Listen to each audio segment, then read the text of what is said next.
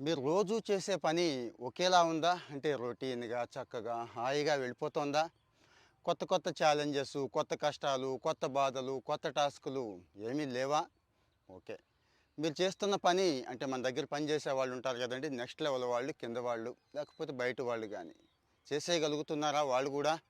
మీరు ప్రమాదంలో పడ్డారండి. మీ ఉద్యోగం త్వరలోనే పోతోంది. మీ మనశ్శాంతి కూడా పోతోంది అని నేనే కాదు అందరు ఎక్స్‌పర్ట్స్ చెప్పేదే. ఎందుకు అంటారా? మనిషికి కంఫర్ట్ జోన్ అనేది పరమ దరిద్రమైన వ్యసనం అనేది గుర్తుంచుకోండి. మిగిలిన అన్ని వ్యసనాల కంటే నేనైతే ఇది పెద్ద వ్యసనం అంటానండి. ఎందుకో అర్థమవుతుంది కదా! రోజులు అలా గడిచిపోవడానికి మన బ్రెయిన్ అదో దిక్కుమాలినది కదా! అలా ఆలోచిస్తూ ఉంటుంది. 2 ఏ చిన్న ఛాలెంజెస్ టేకప్ చేయటానికి. కొత్తగా నేర్చుకుంటాం ఎప్పుడు ఛాలెంజ్ వచ్చినప్పుడే కదండీ! కానీ ఏ చిన్న ఛాలెంజెస్ టేకప్ చేయడానికి మనసు ఒప్పుకోదు. 3 ఈ పనిని ఇంక కింది వాళ్ళు చేసేయగలుగుతూ ఉంటారు. మనం చేసే పని ఏదైనా కావచ్చు. మీరు సాఫ్ట్‌వేర్ కావచ్చు, హార్డ్‌వేర్ కావచ్చు, ఇంకోటి ప్రభుత్వంలో కావచ్చు, ఎక్కడైనా గానీ.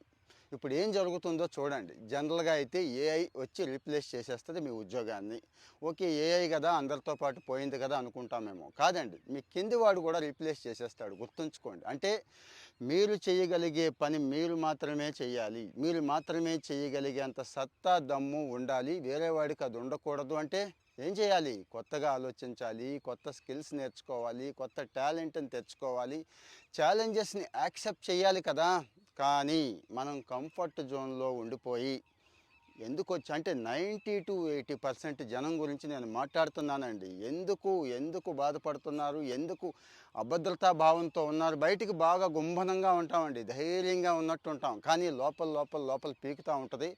అలాంటి వాళ్ళు కామెంట్‌లో చెప్పండి. అంటే ఇదే కారణం. ఈ 3 కారణాలే కారణం అని చెప్తున్నారు. నేనే కాదు బయట ప్రపంచం అలాగే ఉంది. ఎక్స్‌పర్ట్స్ కూడా అదే చెప్తున్నారండి. సో మరి ఈ ఈ ఈ ఈ పనికిమాలిన కంఫర్ట్ జోన్‌లోంచి బయటకు వచ్చేయగలిగితే మీరు ఆ చిన్న ఛాలెంజెస్‌ని యాక్సెప్ట్ చేయగలిగితే, అలవాటు చేసుకోగలిగితే, ఆ ఛాలెంజ్‌ని ఫేస్ చేసే క్రమంలో మైండ్ ఖచ్చితంగా ట్రైన్ అవుతోంది. కొత్త వాటి కోసం వెతుకుతోంది. చిన్న స్ట్రగుల్స్ ఫీల్ అవుతోంది.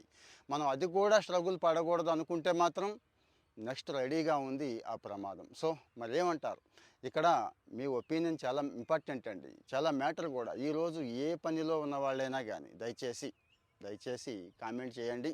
మీ పరిస్థితి ఏంటి? ఎలా ఉంది? నేను అన్న దాంట్లో ఏమైనా పొరపాటు ఉంటే కూడా కరెక్ట్ చేయొచ్చు. తప్పేం లేదు. అయితే ఫాలో అవుతూ ఉంటే ఇలాంటి మంచి విషయాలు ఇంకా డిస్కస్ చేసుకుంటూ ఉందామండి. ఎవరికి షేర్ చేయాలో తెలుసు కదా!